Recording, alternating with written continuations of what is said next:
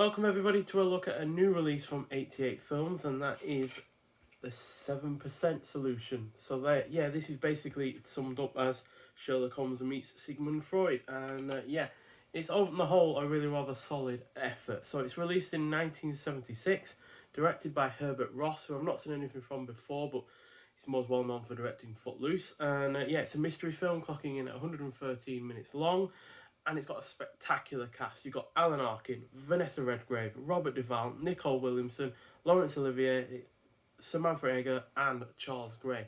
Now, granted, Alan Arkin, Robert Duvall, and Nicole Williamson are the main leads. They're the ones in it the most, although Alan Arkin doesn't come into it for a good, I think, half an hour or so, but still, they are the main leads. And concerned about his friend's cocaine use, Dr. Watson tricks Sherlock Holmes into travelling to Vienna, where Holmes enters the care of Sigmund Freud. Freud attempts to solve the mysteries of Holmes' subconscious, while Holmes devotes himself to solving a mystery involving the kidnapping of Lola Devereux.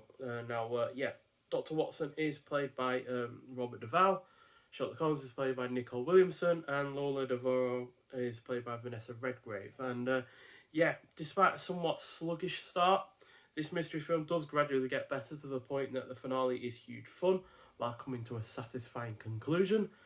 The cast is excellent. The plot is predominantly engrossing. The score is great. The production is solid. Even though it is somewhat darker than I expected, it is no less entertaining, especially when it comes to the character interactions. And once the plot does pick up, it is well paced. So I say it's darker than you'd expect it to be, because obviously it's dealing with addiction. It's got quite a dark sequence involving Sherlock Holmes' childhood, where he's recollecting his childhood and the trauma that he suffered as a child, which is why he has the addiction he has now, which is really dark scene in that.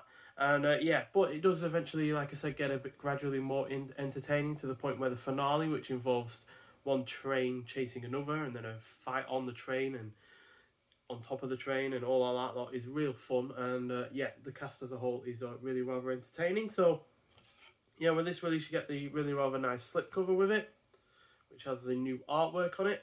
But you also have included in this, you also have a HD transfer of the film in a high definition Blu-ray 1080p presentation. You got audio commentary with Vic Pratt and Will Fowler, audio commentary with Kim Newman and Sean Hogan. You got in Reinventing Holmes, Nicholas Meyer in his 7% Solution, who not only wrote this film but also wrote the book that this is based on, and he'd go on to direct and write Time After Time, a really rather other great 70s film, and he'd also go on to direct two of the better Star Trek films, Star Trek Wrath of Khan and I think Undiscovered Country.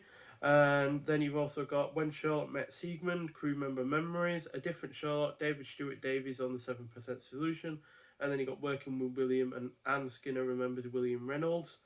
I can't remember who William Reynolds is. He might have been an actor or someone working on the film.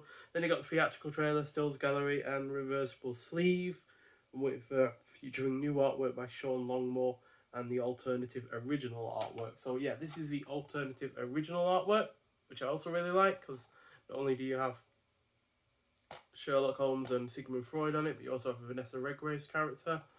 And just a single disc release, no DVD or anything like that, no poster unfortunately, or art cards, but still, solid film, really rather solid release, looks great in its new presentation.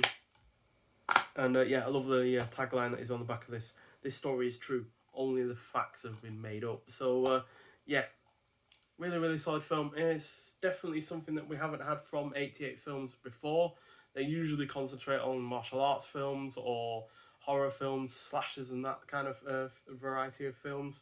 But only this and Matter One don't really fit into either of those pigeonholes that they've released so far this year. So really glad they've released this rather great effort, to be honest, despite its somewhat sluggish start. But I can forgive it for that, given how relentlessly entertaining it was, and the fact that it came to a really rather nicely done conclusion. So I highly recommend seeing this if you haven't already. I'd maybe put a little bit of proviso on saying maybe rent it or stream it if you can before buying it, if you're not entirely sure. But if you like Sherlock Holmes films, which I do, going back to the late 30s with Basil Rathbone, and then also you've got other interpretations of Sherlock Holmes as well, with the likes of Robert Downey Jr., then yeah, I do highly recommend this if you're into Sherlock Holmes films in general, rather than just, mystery films or films from 88 films. So yeah, get out there and see it if you can. And if you have seen it, I'd like to hear your thoughts on it. But nonetheless, thanks for watching, and I'll see you in the next one. Bye.